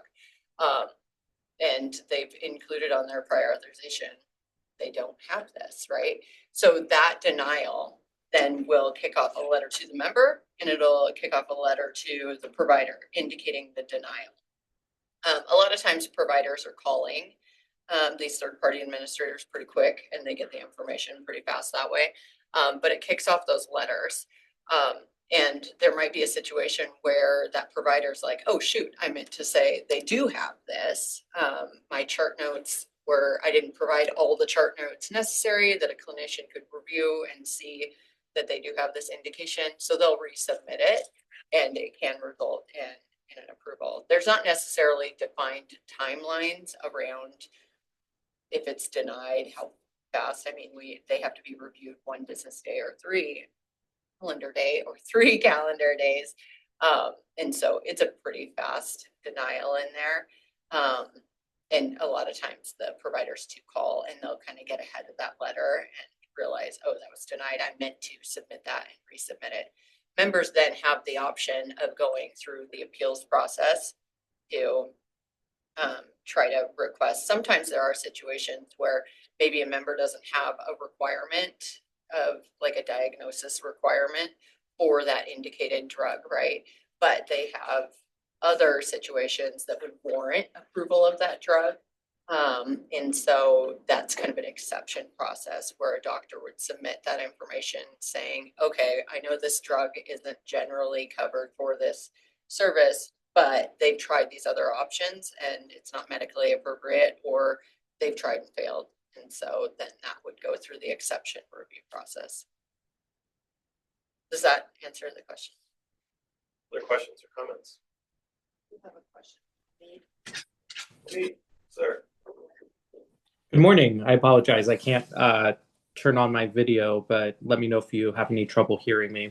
I have a few questions, but my first I'll start with regarding denials. I'm not sure if it's necessarily true what you said about no timeline after something is denied, because as a provider, I'm pretty familiar with the fact that if a prescription is denied, I have 72 hours to request a peer-to-peer, which is a much easier process to go through to get a medication, for example, approved for my patient versus a appeal, which requires multiple written documents, including a waiver of release from my patient in order to initiate that process. So I'm curious why um, there are these time points in the approval process, which could, again, delay care for individuals if I'm trying and insistent on a certain medication being approved for a patient.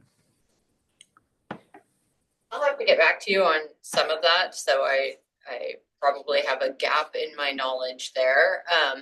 But that there are timelines for when you can submit the follow-up information if follow-up information has been requested or if a denial has. I was more speaking to the third-party administrator's timeline for providing that denial. But there are like guidelines for when additional information would need to be submitted, but I can follow up on that, Dr. Schultz.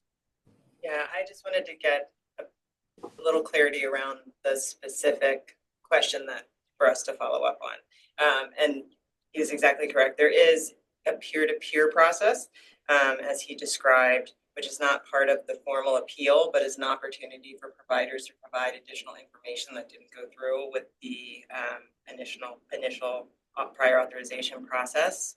I think to answer your question that Jenny had answered before, although there are these clear restrictions in the law of how long health plans have to respond to a prior authorization request, once that denial has been made, there is not the same tight turnaround time, which might be getting to some of his frustration.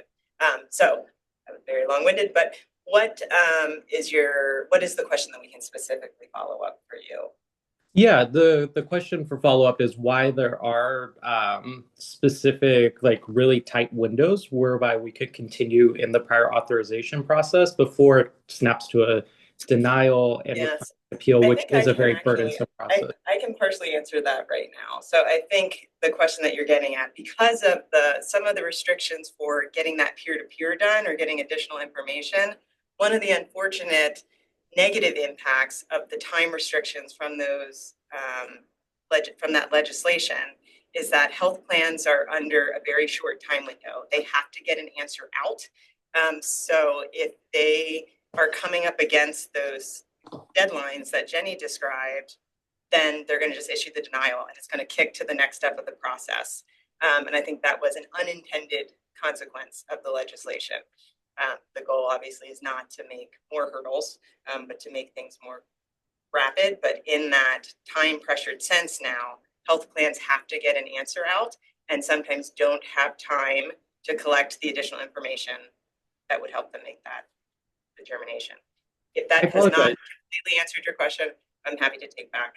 And just to clarify, I'm not sure if that's 100% true either, because I've often received denial letters within the 72-hour window with an option to do a peer-to-peer or provide additional information, but the determination has been made at that point. So I'm then given initial time. You can schedule a peer-to-peer or else you have to go through the appeal process. So that's it seems like a more on the insurance side of things than anything regulatory. So I'd like to get more clarity on that if you don't mind.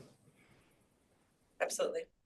My second question is around scheduling peer-to-peers and continuing the conversation with insurance companies. And I don't know how else to ask this in a tactful way, but why is it so complicated? I try to call the insurance company. It takes about 4 or 5 transfers before I can speak to the right person who then can request the peer-to-peer or give me information on how I can proceed with a approval. Again, this is all in the lens of it's delaying care for patients. So a process that should ideally take 1 to 3 days is stretching out over a week, maybe even longer, because of trying to connect with the right person and get the medication filled.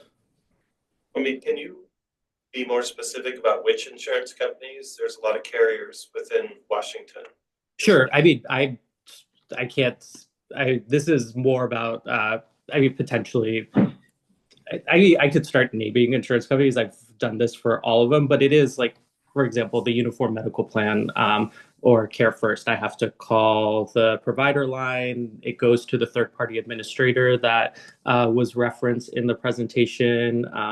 After I speak to Cover My Meds and whoever else, it is a long process to find the right person who can get the provider connected to do a peer-to-peer. It's never actually the phone number that appears on the denial letter. So I think that's been a big pain point for providers and patients who get frustrated downstream of that because their medications aren't being filled. That's really good feedback. So thank you for that. All that I can say on that is that we can work with our third-party administrators to better understand the call tree really that's taken place. And if we can make improvements there, we are all for that. So we can go back and look at that process for sure. And we can connect you with Dr. Schultz and Jenny for more human-centered design. There's a perfect example of human-centered design. But Sure. do you have a third question? Yes, it's around these determinations that are made for prescriptions that are covered for SEB, and I'm also thinking about PEB as well. Like Dr. Schultz, I have a partner who has asthma, and I'm curious whether there's transparency in when those decisions are made. For example, I have a provider, or sorry, my partner is well controlled on an asthma medication that is tier 2 labeled for last year, and this year requires now prior authorization. So members might receive prior authorizations on medications which were previously dispensed and given to them no problem. So curious around when that process happens and how our SEB patients are notified before there's a lapse or providers are rushing again to complete those prior authorizations in January or February. So we make updates to our preferred drug list monthly. And that's just because, as I'm sure you're probably very knowledgeable in, there are always drugs entering and leaving the market, and more new clinical indications for drugs that are coming out. And so monthly, the preferred drug list is updated, and the preferred drug list indicates which drugs require prior authorization. And so a new drug coming to market that's just as efficacious might, go to tier 1, and now this other drug has moved to tier 2.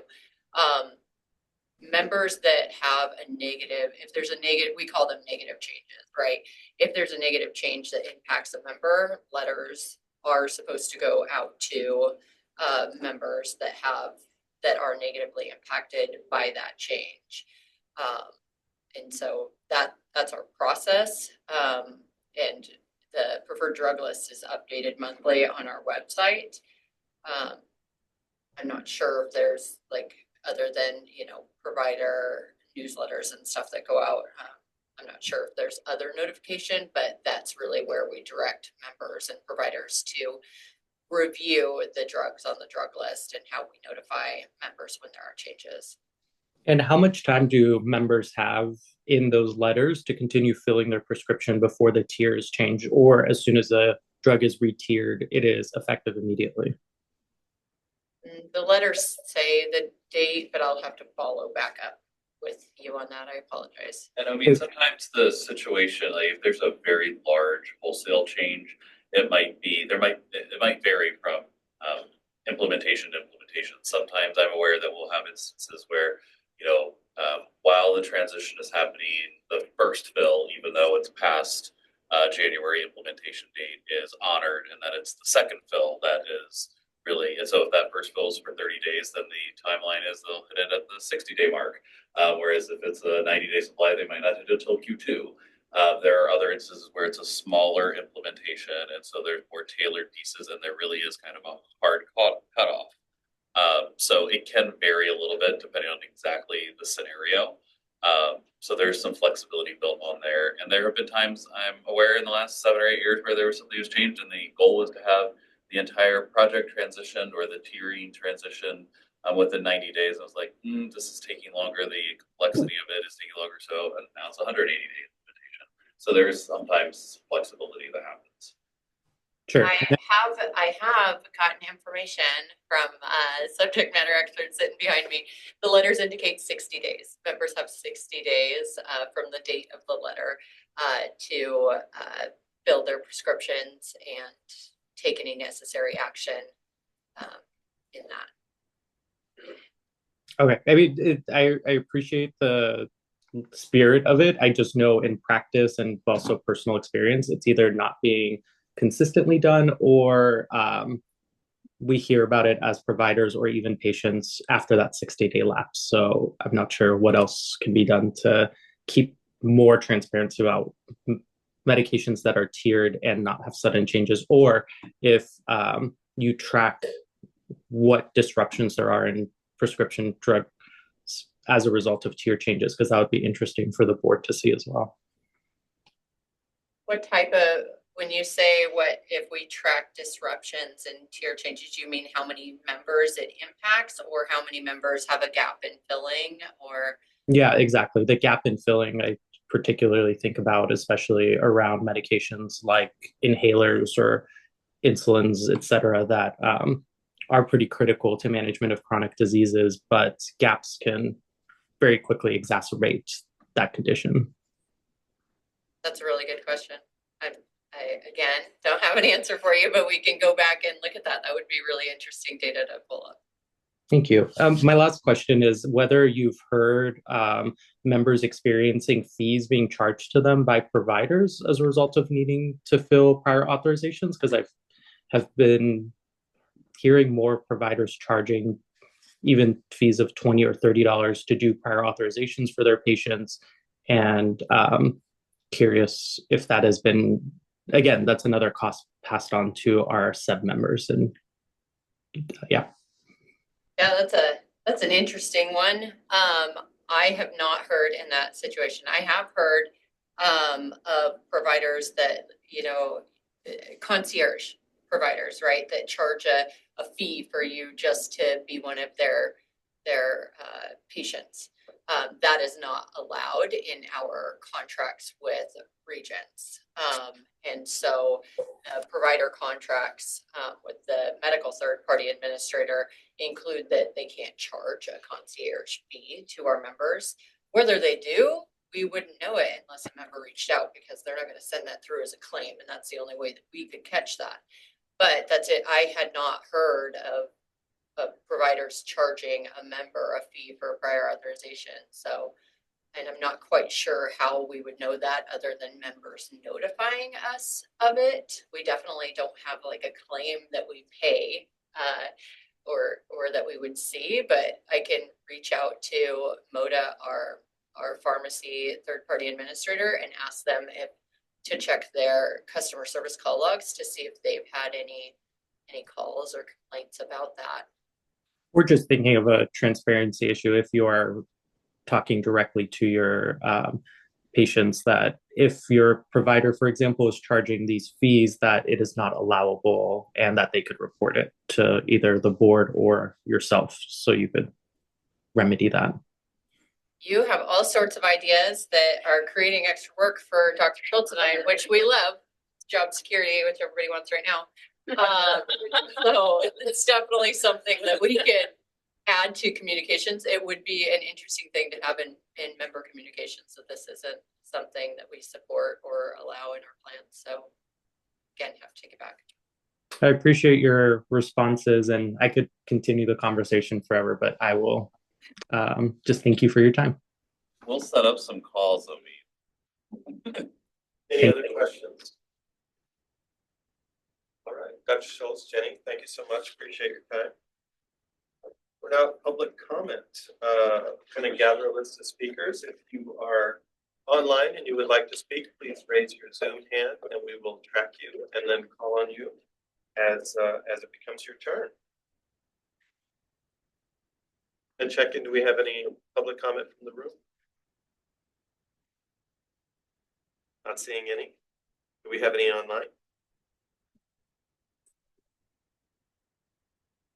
All right. Our next meeting is going to be April 3rd, 2025 at 9 a.m. We're going to be doing the same format here, in person or via Zoom. Dave, Any final thoughts? Just like to give a preview of sorry about the microphone. Just like to give a preview of coming attractions. So when we come back at the beginning of April, we anticipate that there will be one or both legislative chamber budgets to be able to walk through. We usually do a rulemaking briefing around this time of year. We might have a policy or two related to eligibility or enrollment to present. We're still evaluating some options. I anticipate we'll have more detailed benefits 24/7 update of some of the project planning that we have in place for the next couple of weeks. So we will have some sort of benefits 24/7 update, and I think we have a little bit more detail. And then we will begin describing the plan renewal, rate renewal process, because as we, with spring flowers, so bloometh the rates as well. And so we will remind people about that process as we proceed into the full rate setting negotiation process. I also anticipate that I'll have a presentation, a little bit more detail about the collective bargaining agreement FSA benefit that's added to the SEB program. Again, we're leaning forward to preliminary implementation steps of that because of Governor Ferguson's statements and commitments about funding the summer collective bargaining agreements as we prepare for that for a future year. That's something that is under the agency's authority and responsibility, but it is an important benefit. We like the board to know about even those parts of the benefits portfolio that may not have decision-making view, but still impact the members that are part of the program. So those are things that we are anticipating. And I just want to do one more shout out to see if anybody raised their virtual hand. Sometimes virtual hand raising can take a long time to make sure that that no one was missed. But seeing that, I'll hand it back to Chairman Curran. All right, really appreciate today's meeting, all the presentations, and we will see you all very soon. Thank you. Meeting adjourned.